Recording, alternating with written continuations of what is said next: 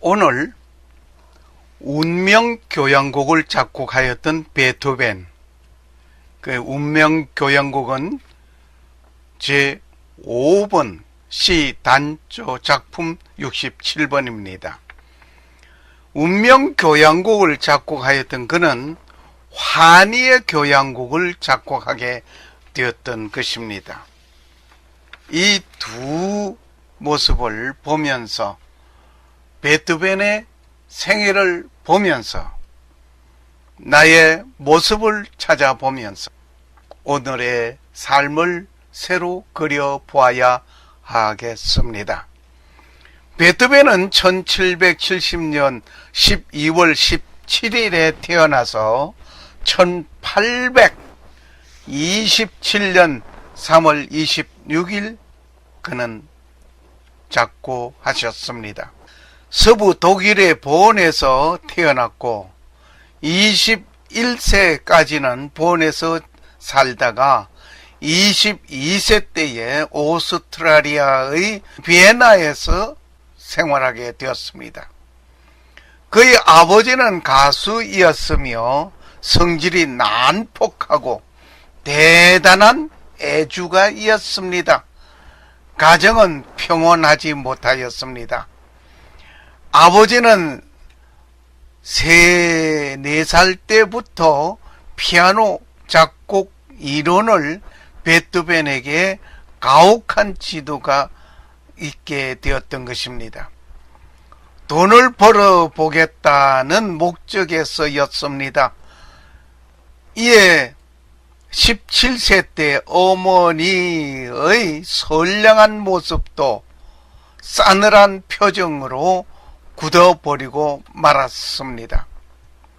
19세 때에 아버지는 실직당했고 그 뒤부터 생활비가 동생과 조카의 교육비까지 부담을 해야 했던 베토벤이었습니다. 여하튼 1796년 26살 때 작곡을 인정학금을 받게 되고 음악계에서 확고한 지위를 얻게 되는 베토벤이었습니다. 그런데 베토벤은 28세 때 귀병을 앓게 되었습니다. 청각을 잃게 되었습니다. 32세 때에 절망한 상태였습니다. 비엔나 교회에서 비통한 자살 유서를 쓰고 죽으려고 하자 다시 생각하였습니다. 나에게 신으로부터 내린 모든 사명을 다 할 때까지는 죽어서는 안 된다 라고 말을 하면서 가혹한 운명과 싸우면서 작곡에 임하게 되었습니다. 이런 운명의 폭풍과 대결하여 걷잡을 수 없는 혼란 속에서 자신을 찾으려고 의지궂게 투쟁한 결과 운명 교향곡을 남겨놓게 되었습니다. 곡명을 붙이게 된 동기는 베토벤 자신이 제1악장 첫머리에 제1주제 동기에 다음과 같은 말을 하였습니다. 이와 같이 운명은 문을 두들긴다. 이 말에 유리하여 운명이란 표제가 붙어서 교향곡 제5번 C 단조 작품 67번이 태어난 것입니다. 서두에 보면 다다다단 다다다단 하면서 시작되는 곡이었습니다. 그 동기, 이 테마에서 제1악장 C에 있었습니다. 이 베토벤의 신앙은 좀 달랐습니다. 그의 신앙은 하이든 같은 신앙의 기쁨을 갖지 못했습니다. 임종의 한 말은 심오한 말 한마디가 있습니다. 훌륭하네 친구들이여, 연극은 끝났다. 그러나 그는 신앙에서 위안을 얻어 나갔던 사람이었습니다. 자살하려고까지 하였던 그 베토벤, 운명 교향곡을 쓰게 된 그 베토벤, 그는 교향곡 제9번에서 합창 교향곡으로서 D단조 작품 126 환희의 교향곡을 쓰게 된 것입니다. 다시 우리 생각해 봅니다. 베토벤은 1770년에서 태어나 1827년에 돌아가신 분입니다. 출생은 서독 본에서 출생하였고 22세 때 오스트리아 비엔나에 갔습니다. 아버지는 난폭한 성격의 소유자이었고 폭주가였습니다. 3살, 4살 때 아버지는 아들에게 피아노 교습을 시켰습니다. 17세에 어머니를 잃고 19세에 아버지는 실직당하고 26세에 작곡자로 인정을 받았습니다. 28세에 그는 귀병을 앓기 시작했습니다. 32세에 자살의 유서를 쓰고 자살하려고 했던 베토벤이었습니다.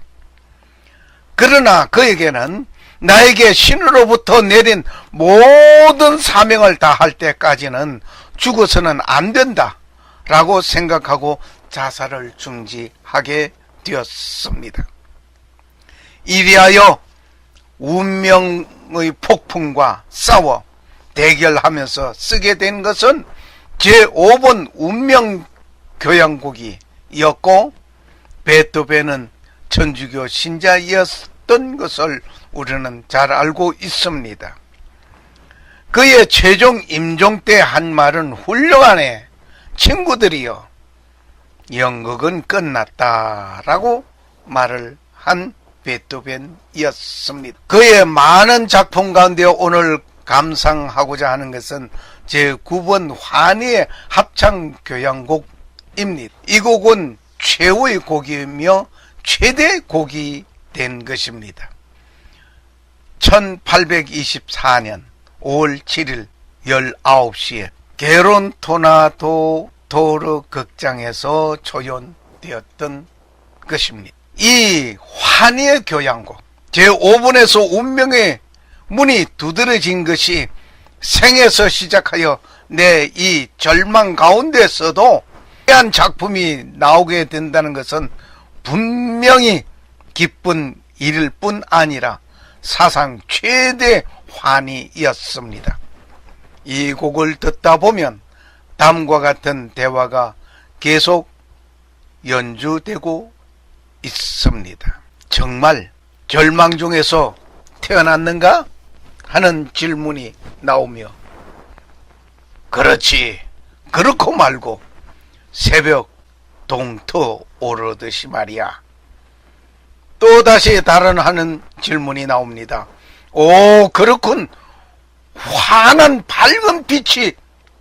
그렇지만 아니요, 분명히 나는 환희에 차 있소이다 라고 베토벤은 이 곡 가운데서 대화를 열고 있습니다.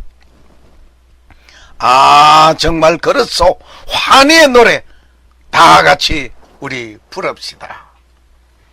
이렇게 밝고 어두운 감정에 오가는 대화에서 제4악장에서 합창이 나오는 모습입니다. 제4악장에서 합창이 됐죠. 그래서 합창교향곡이라고도 합니다. 환희는 투쟁도 열광도 사랑도 아닌 것입니다.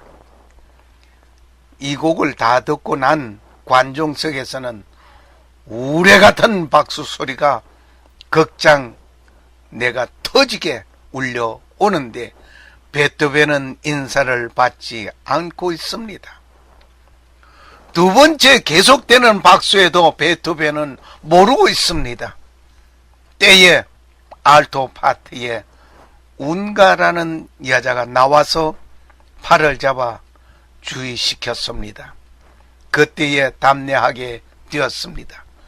이것을 보고 청중에서 어느 누군가 단상에 올라와서 청중을 향하여 목맨 소리와 눈물 섞인 소리로 외치기를, 여기 베토벤은 28세에 앓기 시작한 귀병이 완전히 청각을 마비시켰기에 여러분과 우리의 박수 소리를 듣지 못했소이다. 그러자 장례는 눈물과 함께 계속 연발되는 박수 소리였습니다. 보라, 이 얼마나 위대하고 위대한 곡인가.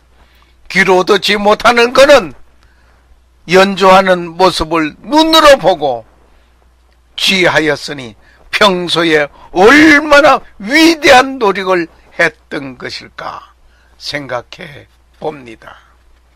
감사합니다.